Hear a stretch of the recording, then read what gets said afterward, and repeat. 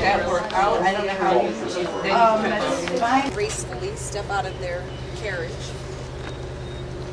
And then Unity Chapel, as you can all see. Right on the other pier off to the other side. 1886, that would be the year in which this chapel was constructed. And a very important mark right underneath 1886. Those three little marks that you see was actually the family symbol for the Lloyd Jones. The Lloyd Jones, Frank Lloyd Wright's mother's side of the family. And that set of three little dash marks symbolized their personal family motto. But as you can see with the chapel, it's pretty simple, fairly traditional for its time. And so Frank Lloyd Wright saw fit to leave Mr. Silsby after working with him for about a year. And then he worked very importantly for an architectural firm by the name of Adler and Sullivan. But there's also obviously married names as well. Almost everybody buried here would be both Richard and Mally Lloyd Jones. Richard and Mally, Frank Lloyd Wright's grandparents, and it was the two of them that immigrated to the United States from Wales in the 1840s, bringing along with them their 10 children. One of those children, of course, would have been Frank Lloyd Wright's mother, so I'm really only going to point out some of them. She had said that she was going to have a boy, and he was going to be the next great builder. Right behind Frank Lloyd Wright's mother's grave would be this tree. The tree is actually a grave marker as well. Frank Lloyd Wright built Taliesin for a woman that he had fallen in love with, and her name was Mama Borthwick. And he and she lived at Taliesin for several years before a tragic incident. Frank Lloyd Wright did not design his own gravesite.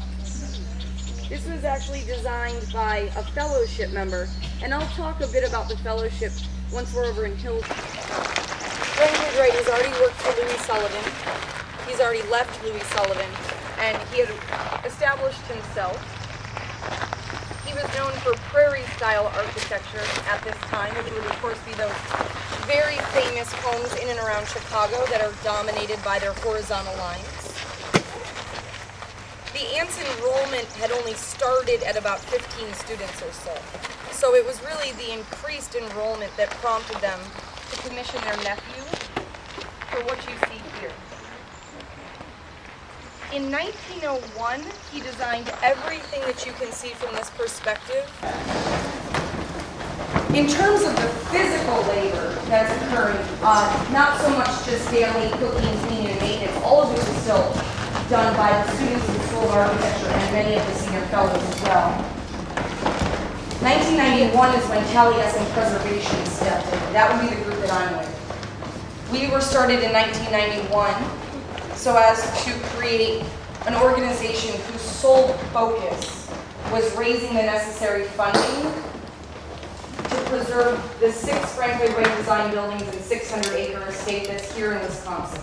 So we are completely separate group. Living in your home and having a lot of creative impulses he had a tendency to, he constantly changed it. And that makes it very difficult to save because it just was constantly being changed. The construction wasn't always as solid as maybe you would like to see in the picture. There are some pictures here of this room and then several others when still being used by the hillside homes. In the chapel cemetery, Frank Lloyd Wright designed his very first building that was constructed when he was 19 years old, and that would be the building. He was working for Joseph Lyman Silsby still, the nephew. And as you can kind of see in the photograph, he really was just mimicking the style of the architect he was working with at the time. And that's a really great reference point in part because that's exactly what he was referring to when he called Victorians big boxes with a lot of little boxes placed inside. And then you don't really get a great sense of it in this space, but you certainly will from here on out. Anything on this property that looks like it's made out of plywood probably is. He had truckloads of plywood shipped to the estate. He could get a sheet of plywood function of a building rather than just the kind of overwrought form of a building like Victorians were known for. To a certain degree, Louis Sullivan taught him weight distribution. Because mind you, piers with a roof like what you have. This, in my opinion, shows incredible attention to detail. Unfortunately, this is really one of the only spaces you can experience today that came from that original 1902-1903 construction. Constructed in 1902. However, this is the view of the West Wing as it was built at that time, to give you a sense of how different it really looks. 1952, the Taliesin Fellowship having used this building all. Now the way it was originally constructed, the next section down, there was a gymnasium constructed. And now, so they had very little need for classrooms. And they farmed all day long. At one time making more money off it was to be constructed. It was also important to him that the people that are actually going to be using the building. After the fire in 1952, as mentioned, you already have a different group of people using the building. And because of that, he redesigns and reconstructs the West Wing and of opening a building up to the outside. Imagine being in class, daydreaming out the window. So that's what he didn't want his students to be doing. Instead, so as to provide them with natural light for their drafting studio, which was still, even in the 1930s, important, he designed that serrated roof line we saw outside. When he designed the Imperial Hotel, he lived on and off in Tokyo for 5 years. And rumor has it, he returned to the United States, having spent every last dime of his commission on 2 train carloads full of Asian artwork that technically there's no interior photography, but For programs like this, I'm not really worried. maybe as I got started here, so that was in 7, 8 Work, and there was a different compensation structure that was put into place. Tuition went up at that time. tuition until 5 years ago. Designing and constructing buildings.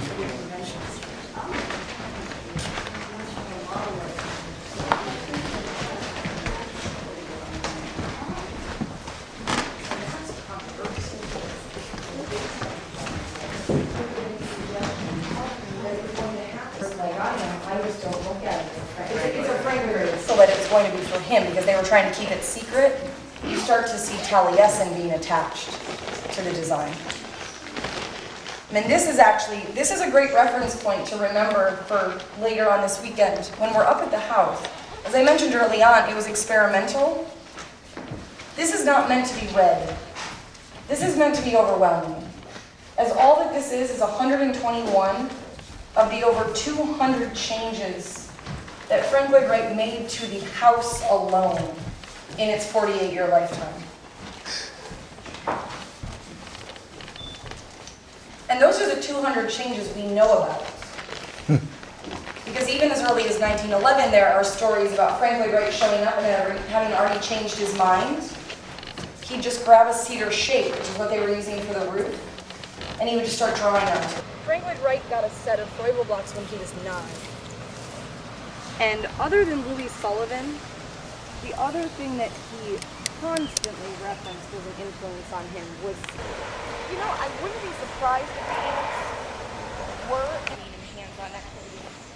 And I believe this is when he went to one of the world's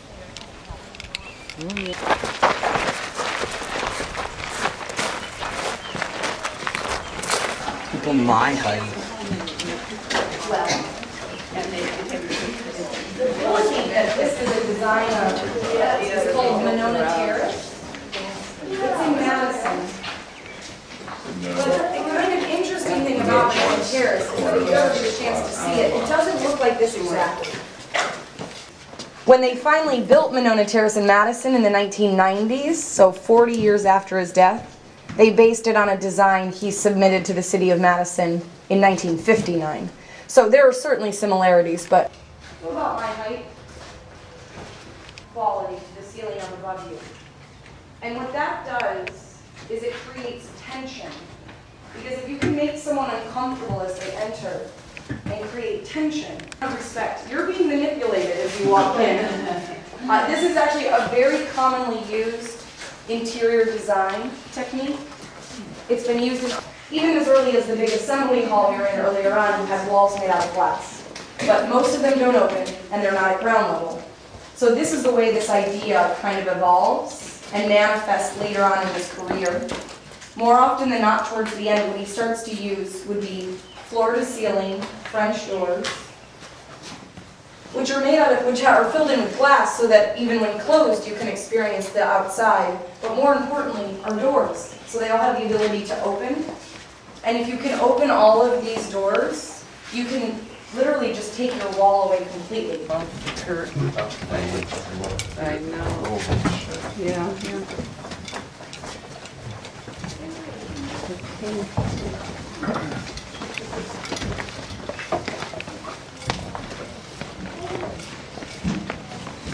Unfortunately, we are encouraged to keep it covered. So this is the creme de la creme, gold-plated, at least inside, the Steinway restored. It sounds like it's a myth, though. Yeah. Oh, I don't play the piano. I'm not particularly taken by grand pianos. I'm not, because I don't play the piano, I don't know to be impressed.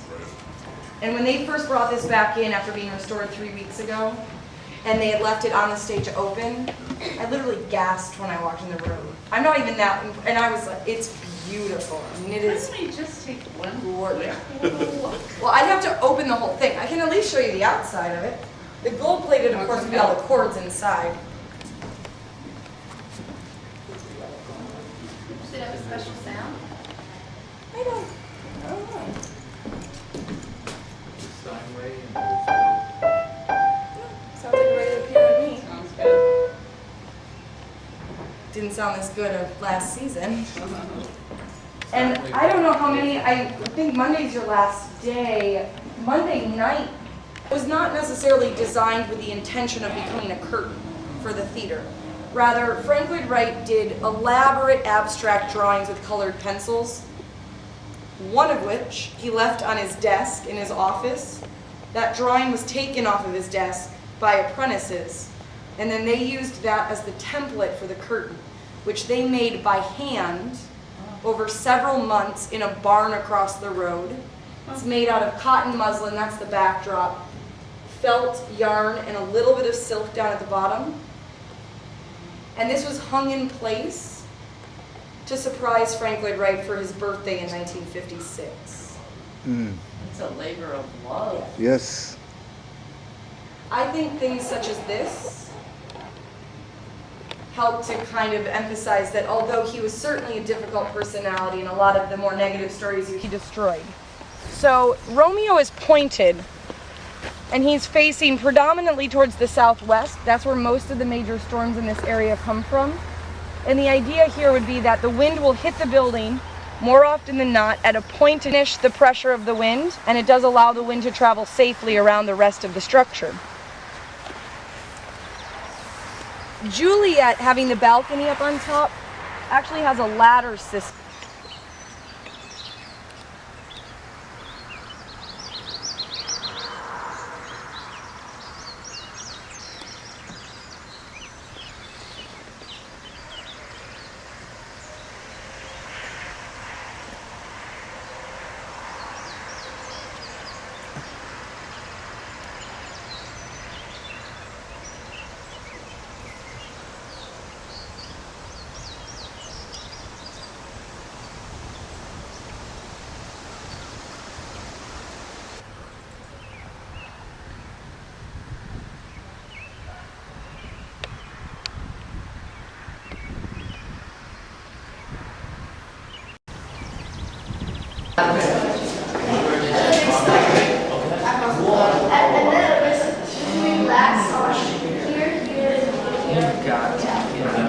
What? How do you make the glass so that you're still trying to inside? Get back at Dory. Okay, Well, you can imagine this in the 1920s, and to my eye, that still looks very modern, almost futuristic. And they're looking at these drawings, and they said, this guy is crazy. There's no way it can't work. No, this little skinny column, which is hollow, by the way, can't hold up this big thing, and even though there are a number of them, it just can't support the weight of the roof. So they made him build a sample, a model, but not a little model like you're doing. It was 24 feet tall, and it was an actual column out in the construction area, and they just propped it up with 2x4 pieces of wood. And they said it has to hold at least 6.5 tons of sand. How many pounds is that?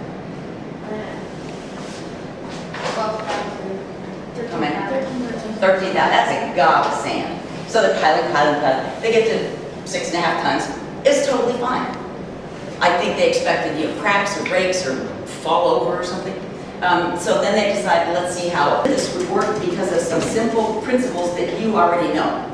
He wasn't an engineer. He didn't go into a closet and sit there and think of some weird shape. What makes a tree be able to stand up? The trunk, if we pushed hard enough, what? The roots go down and really anchor it. The trunk, even if it was really big, if there were enough of us to push it. So the roots. So down here in the foundation, there's steel rebar that goes down into the foundation, kind of like the roots. If you jump in the deep end of a swimming pool with your arms and legs together, what happens?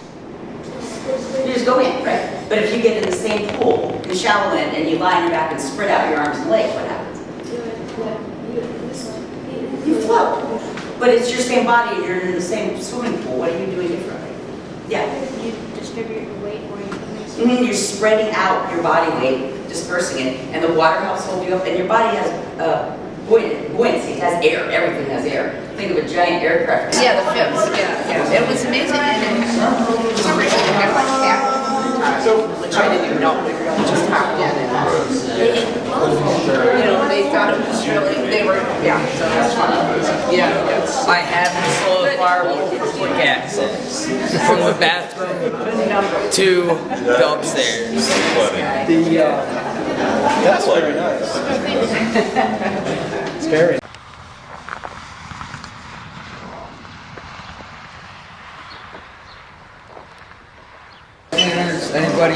Anybody at all? No. I haven't seen any. I took the last two.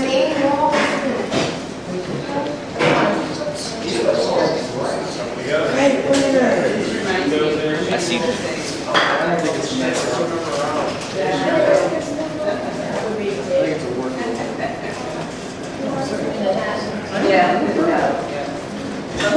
I know.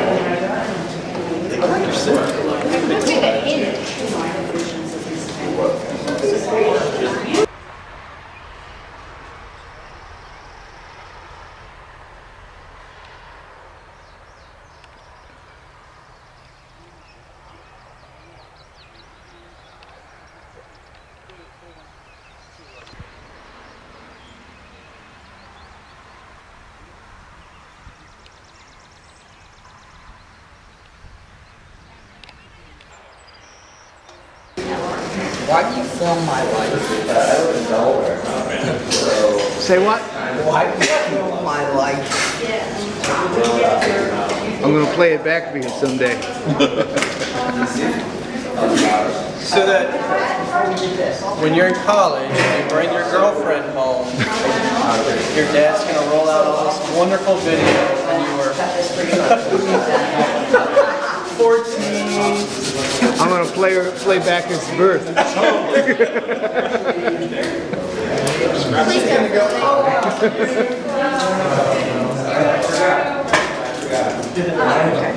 You can, in the future, you can do all of this You gotta go back to school. in one and still have that kind of detail.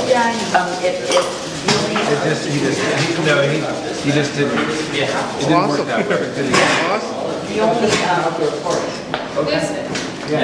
there's no right or wrong, it's just little pieces together, attached, it's just harder than if you had 4 big pieces and you got 3 small pieces out. So then you don't have, that looks really nice.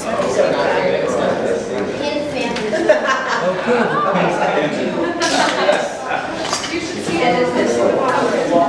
Awesome. Cool.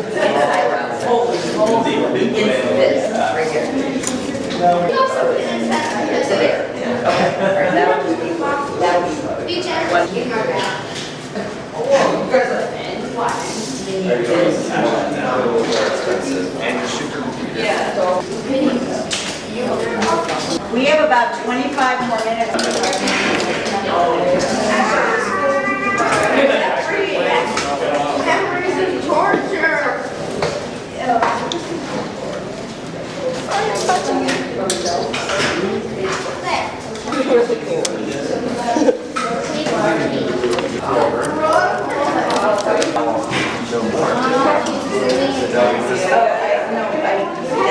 Just what I do. I know, yeah. Awesome. It's not done yet. So much detail. So much detail. It's detailed. That's it? Yeah. Wow. I'm trying to, It's you who wanted the detail. That's the second floor.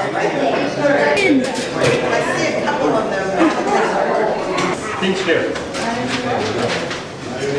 And do we have the lid somewhere? Somewhere.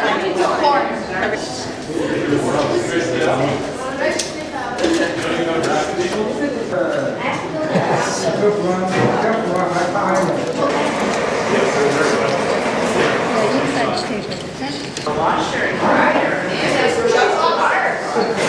Basically 2 boxes. And here there's the gift, yes, right from pile, so I guess that's in there. There's a toilet, a sink, Wow. a bathtub. Yeah. And then, yeah. It's like the roof is made to look like the Hawaiian mountain that it's gonna be on because it's mountainy and like, yeah. Yeah. Beautiful. Terrific. Now I Thank you so much.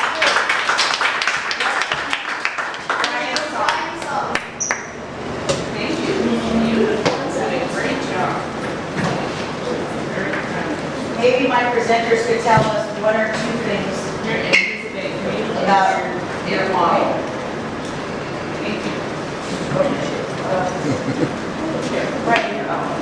Right. Thank you. Who wants to go next? Anybody? Okay. Yeah, this is my building. It's suspended up in the rainforest canopy, so it's representing the golf also. There's an elevator that's built and how it is, but there's a swiveling door that allows you to access the house. And right when you walk in, you can have access to the bathroom, shower with it, and then there's a bedroom, a bed and a nightstand, and then a general space. There's a general space with mini fridge and storage, and then this is an outdoor area, so I can enjoy the environment. And it's like, it has like meadows here, and then it has like the one tree. And so it has, here is the roof, and like here's an aquarium that goes around the sofa and the TV. So the entrance, you park your car here, walk out on a little bridge, and then go down a spiral staircase, which I didn't build, so that's the way in. And then there would be a flat roof with, say, an herb garden or something on the top. And then I want you to just see, I want the people inside to be able to see out, so I made the walls glass with 3 panels for sliding glass.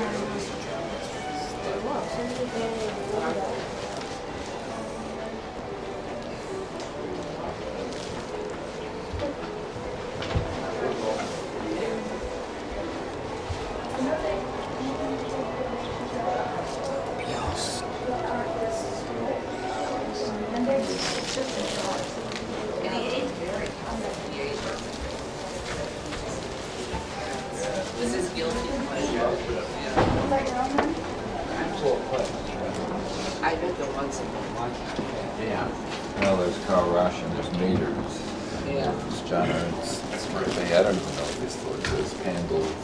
Yeah. Several But cow rash is kind of the... And daytime phone or preferably a cell phone. Where we do go out. Oh, excellent. Morning. Good morning. Yes. Morning.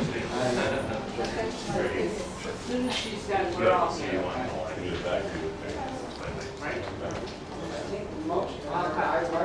Playing Legos ever again. So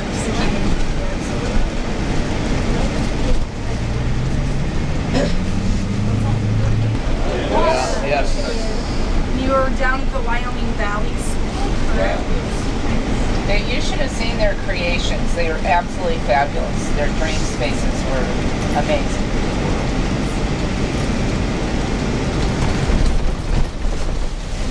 People have a tendency to miss it if they're not looking for it. There's going to be a waterfall off to your left. Can you see? Ready? You want to move over here? No, I'm fine. And the waterfall probably gives it away. This is not a natural body of water. Instead, like you see in this area quite a bit, there's lots of spring-fed creeks, all of which wind through the valley and eventually end up hooking up into the Wisconsin River. So Frank Lloyd Wright had one of those, a spring that starts about 3 miles south of the estate that he had dammed up in 2 locations so as to create what he called the water garden.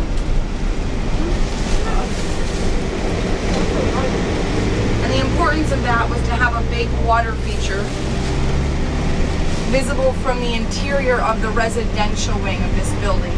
The house itself is off to the right.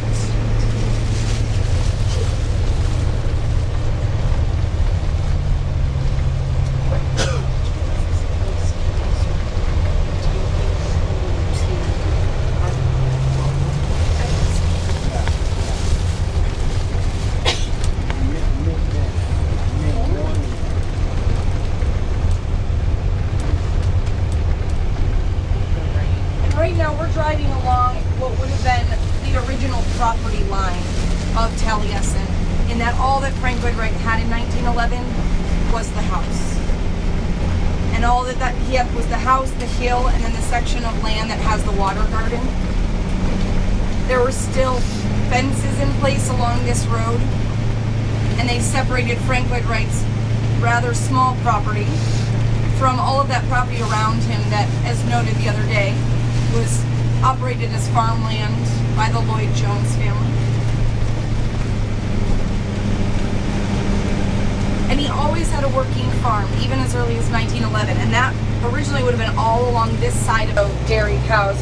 And then, right after that, this strong horizontal roof line, the wall underneath of which is complete with French doors. That would have been a chicken coop. And we'll actually walk around this section of the building rather intensively a bit later on. So I'll be able to give you a better sense of the other sections as to what they were originally designed for. Now eventually, Frank Lloyd Wright outgrew what you see here, and he moved the operation into a building known as Midway. That's that really big red farm building that's visible from Highway 23. We went there yesterday. Oh, nice. So that's where everything got moved into. It left Frank Lloyd Wright up here at the house with a largely abandoned section to his home. And it remained so until the development of the Taliesin Fellowship. As mentioned on Saturday, the fellowship members live scattered throughout every single major building on site, and that includes the house itself. However, when we say that, we don't... And Frank Lloyd Wright's chicken coop did not have French doors. Structurally speaking, though, which I always find interesting, the roof line, the masonry, the stucco, all of these design elements that you saw used in Hillside, which as you'll see are continuously used into this building as well, are original even to when this was the farm wing. So it's really one of them being taking a wall down that would have had a huge fenced-in...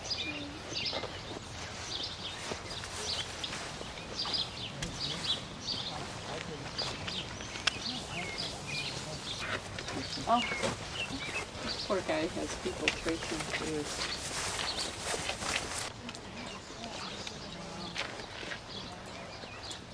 If you're not familiar as to why people in the country had summer kitchens, it would be because of the heat coming from a kitchen, in addition to the tendency of fire to occur in the kitchen. So it was not uncommon that the kitchen was displaced from the residence in 1911. The taller of the two towers is known as the Belvedere, Italian for beautiful view. The smaller of the two is the Milk Tower, where one stores milk after milking the cows.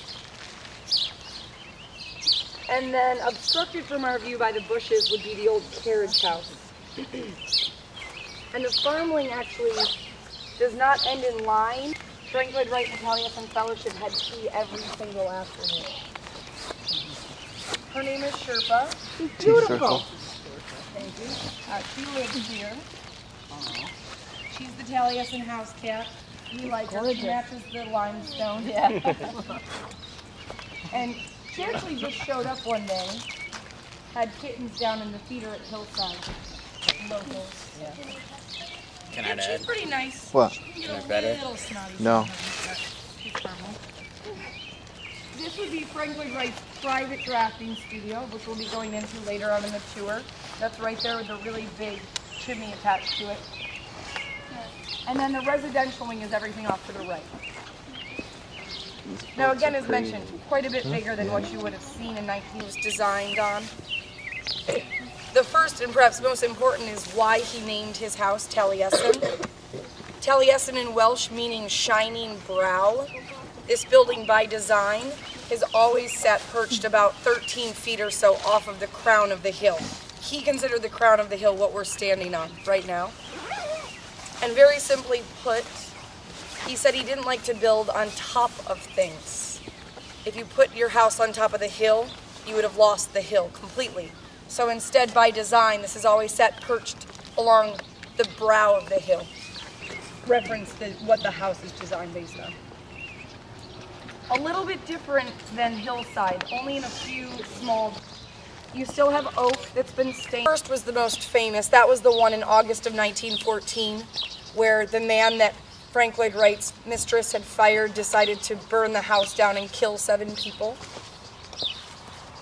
Frank Lloyd Wright redesigned and had all of this rebuilt for her, in her memory, in essence.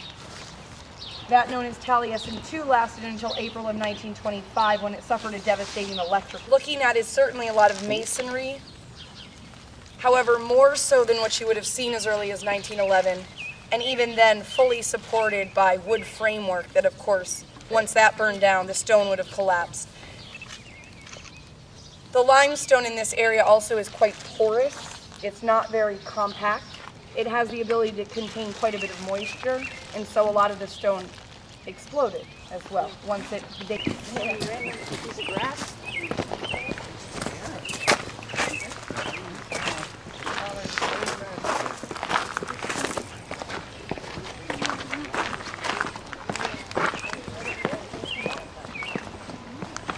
You guys can all stay here.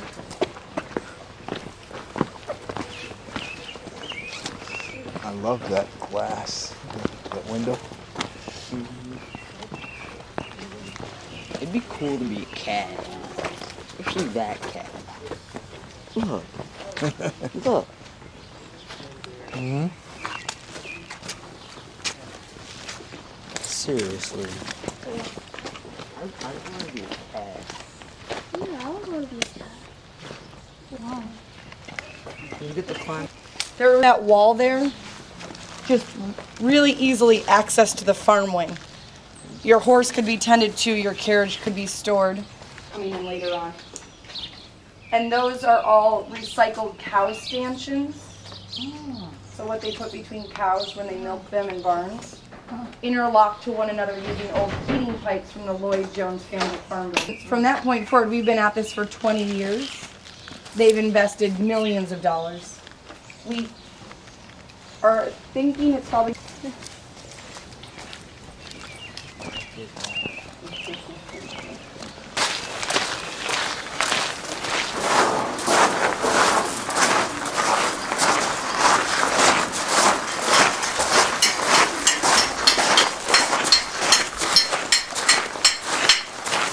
Underneath it would have been a hay loft. off a whole series of stable doors because well, that's where the stable where she has a tennis under the back. Was designed for the Dana Thomas house in Springfield, Illinois. So the real flower in the cranny wall is And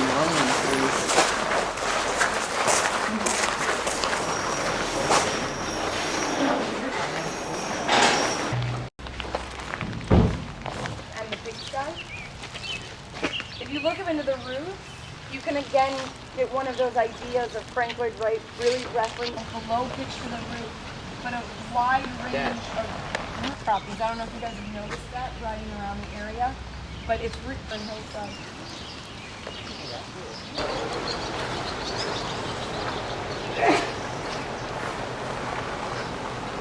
Find by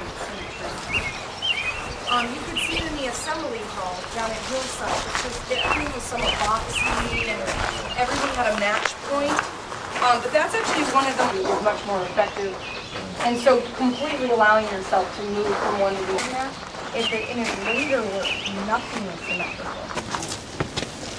This is the only way to get into the first floor, although we don't go down there. Because by design, the first floor were servants' quarters. So they were always meant to be a separate space from Frank Lloyd Wright's residential area. By the end, it was known as the guest wing, however, because once there's really no longer servants on site, and they've got all the...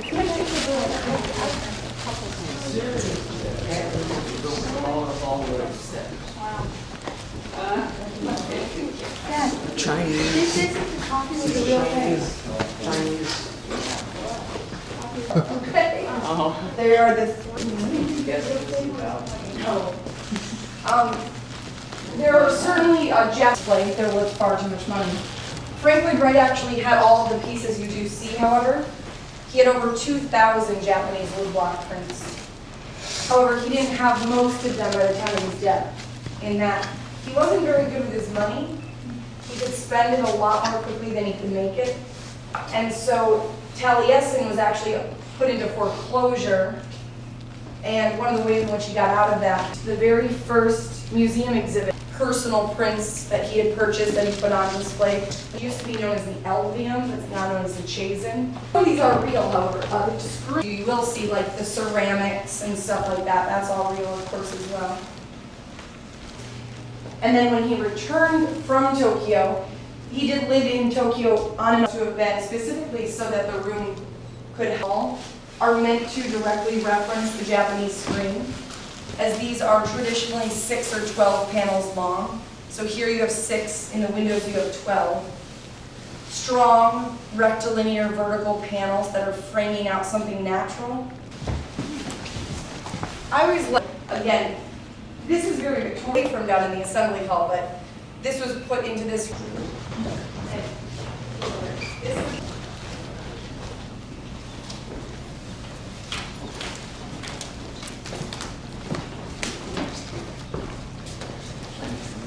One room in the house, they don't want to sit on anything.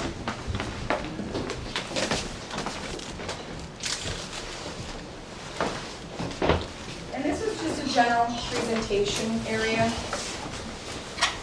I like looping down through this area though, because when we were at Hillside on Saturday and we were talking about the big boxes with a lot of little boxes placed inside of it, Frank Lloyd Wright being a fan of the open floor plan, this is a wall. Not literally a wall, but what it's being used to do is define the compression with the expansion off to either side, that these are in fact separate spaces from one another. We're about to make our way into the idea of an open floor plan, still the idea that you open everything up to itself, except it's even more loosely defined, if you can imagine. You know, How he conceived of a view like this without doing this is what I find, this is at least my personal opinion. I think he thought of all of this in his head, to be quite honest. I mean, he wasn't necessarily the one here actually constructing everything. He would grab an unused cedar shake, full-time job. She'll have a full-time job probably for a while. She found a photo of Mr. Wright's writing. Was here, so it's sick. Okay.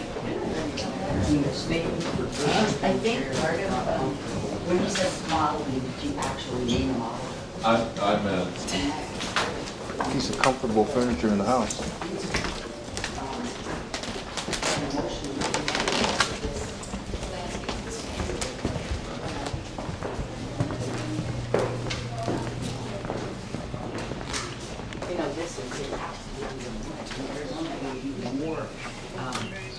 changeable, like 8 major changes to the living room. So you come down over here and walk around and decide, oh, okay, let's knock that, let's do this. Let me go there. You don't want to go there. I couldn't get my, what do you want to? I know they're trying hard to hold on. It's okay, it was fun, but this is my dad. You can take pictures. Yeah, We normally don't let people take pictures. Okay, so sorry.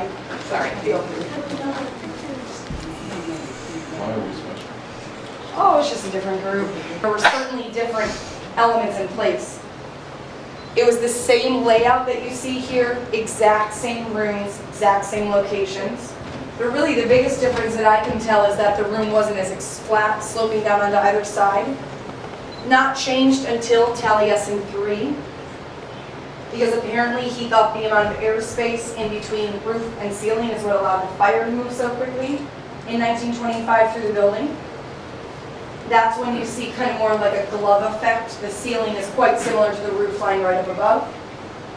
And something that I really like is the fact that it became larger and more horizontally as well. And this is, you learn a lot about interior design. There's all these different things like the compression and expansion we've talked about, things that you can do to kind of control the way in which people experience a space or initially walk into a space. And this is just the half wall. So the half wall may seem inconsequential to me. So you got black and white house and then you decided that was, no. And a great story I read just a couple of years ago, Johnny Hill, who was the apprentice, said that he would witness and experience frankly like changing the landscape. He seemed to really like the landscape when he did it.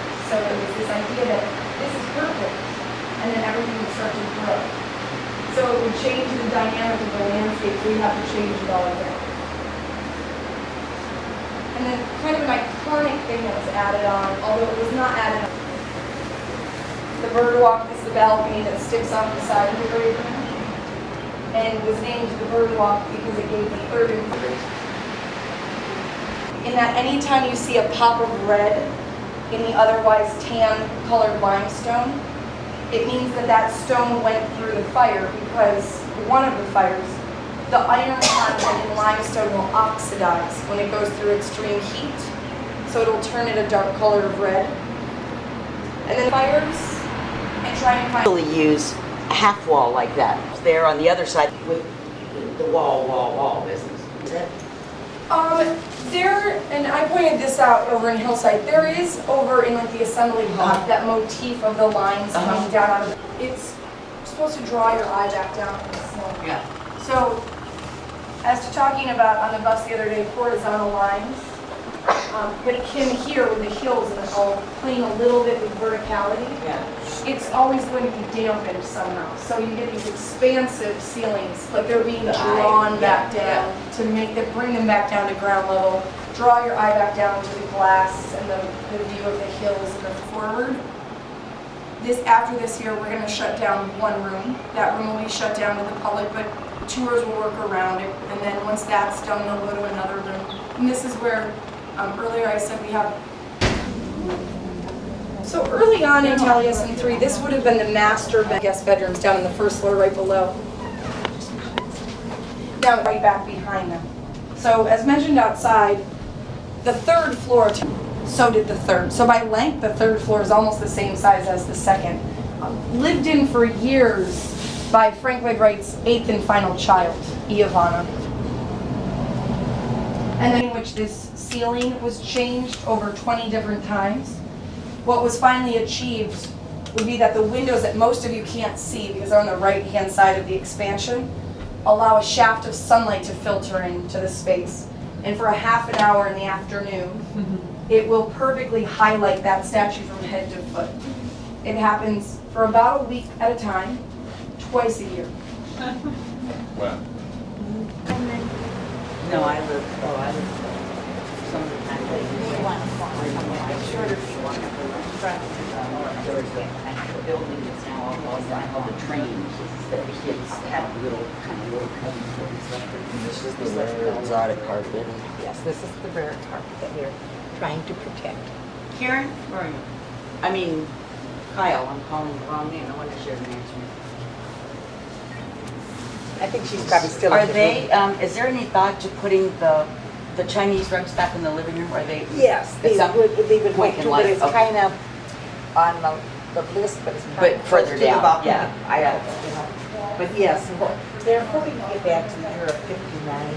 Okay. That's Miranda told this really wonderful story a few years back. Mosquitoes. So this is known as the loggia. And I'm showing a loggia, which is actually an exterior covered porch on the second story. I'm gonna check and see. I don't know if she's stopping here. We'll stop a minute anyway. So, Can you step on this carpet? oh, come right in. Yeah. I don't know if she's gonna just look it over. I think maybe she's gonna. I don't know if she's gonna talk about it in here because there's a big group, but she probably will.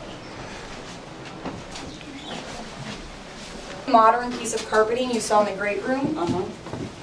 That was put into place in 1960 by Mrs. Wright after her husband's death. So he would have had a big blue and white Chinese carpet, Yes. Not similar to that by any means, but at least of that style. So that might help make a little bit more sense, because that really was what he would have had on the floor. And I mean, I've been here for as long as I have, and that still surprises me. That Awesome. I was gonna say, everyone goes through a blue period Yeah. eventually.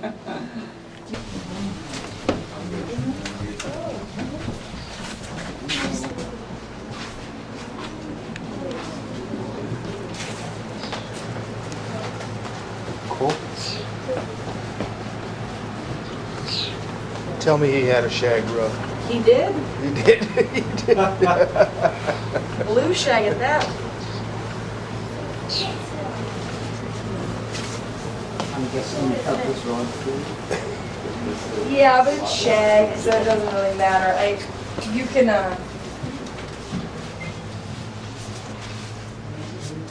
go to stores and, just buy shag and they cut it for you. I mean, this is. And you'll see pictures in a lot of the books that are out about Taliesin, of which there's really not that many, in which everything is covered in blue shag. But that would not have been the case in Mr. Wright's lifetime. Mr. Wright had this piece of blue shag you see right here. The third and final Mrs. Wright had quite a bit covered in blue shag over the years from that point forward. His room was actually a bit smaller. It used to end where the wood hits the shag. This was all terracing, exterior, until 1950 when it was enclosed in the way in which you see. And as you can see, this then provided for him an office as well. And I look at this as kind of that full evolution of developing a space in which it's open to everything around it. Feeling much more so like a screened-in porch than anything else. You have great access to both the valley and the garden courts. And actually, when this was originally constructed, they tried to make it even more so. There was very little framework around the very big plate glass window he was in 1950. And there is actually a very famous photo of him sitting at this desk. Back behind me, one of the more interesting pieces in terms of the art collection, this is an oarlock from a gondola. These are actually normally handed down in families, but Frank Lloyd Wright had a huge fan and an architectural student from Italy. He actually did work. It was that development into the 70s where they started making it out of Sheepskins sort of around. I mean, you didn't probably kill it and tan it. That way. We're going to follow Donna. We have the that is a harmonium. This is the garden room.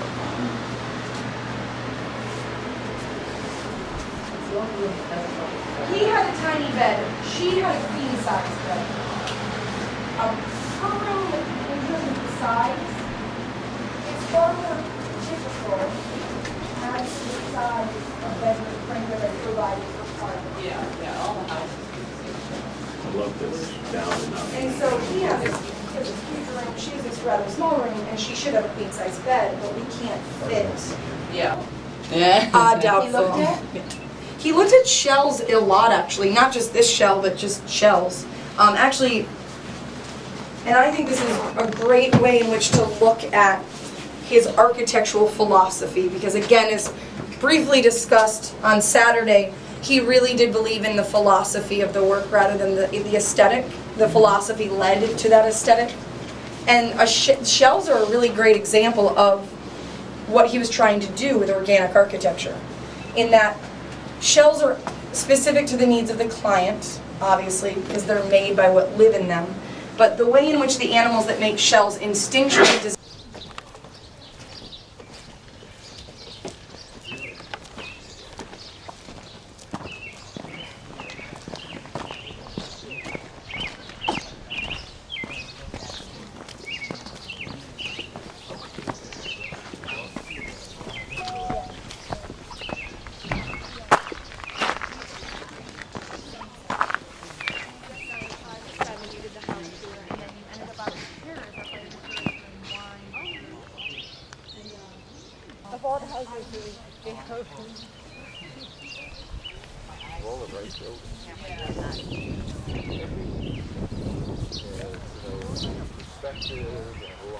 Young family that lives right there. There are 5 boys, and sometimes the adults walking the kids, zooming on their bike. He's Jack running after the kids.